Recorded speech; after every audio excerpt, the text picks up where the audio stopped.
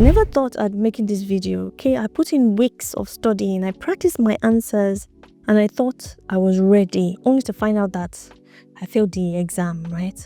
Failing an exam is tough, any exam. And when it's an oral exam where you have to explain your understanding out loud, the experience can feel worse. It feels so much worse. But here's the thing, failing was the best thing that happened to me, to be honest, because when I went back to self-study, I realized where I went wrong and then how to fix it. So in this video, I'll break down for you why I failed, what mistakes I made, and how I turned things around to pass my resit. So let's look at why did I fail this exam? So when I got my feedback, I realized I had fallen into some common traps that many BA candidates struggle with, right? So here are top reasons which you might also relate with. Number one is not structuring my answers well. I gave responses that they were too long-winded, they were unfocused. It just wasn't great. Another one is not using enough BA frameworks and techniques. I knew the concepts, but I didn't link them clearly to the BA models. So for example, like PESTLE, SWOT, Moscow, I didn't really link them properly. Another area was weak justifications for my answers. So I explained what a concept was, but I didn't explain why it was important in the real BA scenario. Another thing that really impacted me was getting stuck on the follow-up questions as opposed to just listening and focusing on the current question that they're asking. So I gave an initial answer, but I struggled when they pushed for deeper reasoning because it's like, time, can we move on to the next one? And finally is letting the nerves to impact my communication. So I rushed through the answers and it made them unclear instead of structured for the examiner, right? So one of the mistakes that I made is when I was asked about how to approach stakeholder analysis. Instead of walking them through the framework like resit or power interest grid, I just gave a general answer, It was a good answer, but it just wasn't strong enough, right? So you really need to make sure that you focus on what's in the book. If you're preparing for your oral exam, make sure you know those techniques, the definitions, and then know how to apply them in the case study, because in the oral exam, they will give you a scenario and then you have to apply all the techniques and further questions based on the scenario, okay? So that's how, after I failed it, I learned my lessons, I've had the experience, so I then was able to go back to self-study and resit the exam. Yeah, so after failing, I completely changed my study approach, and here's what I did differently the second time around, right? My self-study strategy to pass the resit was to map every exam topic to a BA framework. Instead of general knowledge, I focused on linking every question to a BA technique. Example, Potter's 5 forces, CATO, BPMN.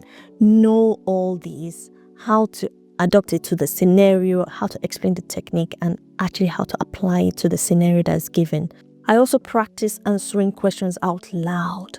I recorded myself answering the key topics and improving my structure and my clarity. I used the STAR method, like I said, the situation, the task, the action, the result, right? This helped me to structure my responses. Instead of giving unstructured general answer, what I would do generally, I made sure that it had a structure. This is one thing that I didn't do, but you can do an oral exam practice with a BA mentor or even a friend. Practicing with someone that can give you real-time feedback, it will make a huge difference. Yeah, in hindsight, this is what I would have done, but I didn't do it. Another thing that I do is created mind maps and quick reference notes. So instead of memorizing the answers, I built the connections between the topics to improve my recall. I'm quite a visual learner, so having those visuals really helped to improve my recall. Now let's look at mastering the oral exam techniques for success. Your knowledge is important, right? But how you communicate it, it matters just as much, right? So I learned to improve my delivery, right? I use 3-point rule. Always structure your answers into 3 clear points, right? For example, these are 3 key factors to consider. You want to repeat the question in your answer. This will keep your response focused and structured. And then using the real world BA examples, right? Instead of just theory, try to reference the real world BA scenario that the examiner will present to you to frame your techniques and your study. Now, one final thing is to pace yourself and pause when needed. Don't rush. This is the mistake I made in my first one. I was like rushing, like I didn't have enough time to finish answering all the questions. I felt overwhelmed, to be honest. So I always had to try to remind myself not to rush. Take deep breaths, 1 to 3 seconds, and then try to remember the answer in your head first. Try to say it in your head and then say it out. They wait. It's your exam, so they wait for you to be able to answer it. So what did I do differently on exam day to pass the resit? So when I went back for my resit, it was at home. But anyway, I approached it completely differently so that I can remain calm, in control, and confident, right? So here's what helped me pass. I reviewed my keynotes and mind maps in the morning. I didn't do any last minute cramming, so there's no time for that. I did a quick mock Q&A before the exam. It helped me to warm up my speaking skills, right? Speaking to myself in the mirror. And then I used the breathe and think technique method. If I got stuck, I would pause, take 2 seconds instead of panicking. And I also stayed conversational with the examiner, right? Instead of reciting the answers like a script, I kept my responses natural and engaging. I just talked to them like I'm talking to you guys on YouTube video. I just answered the question plainly. I didn't think about it like an exam. I thought about it as if I was teaching the examiner.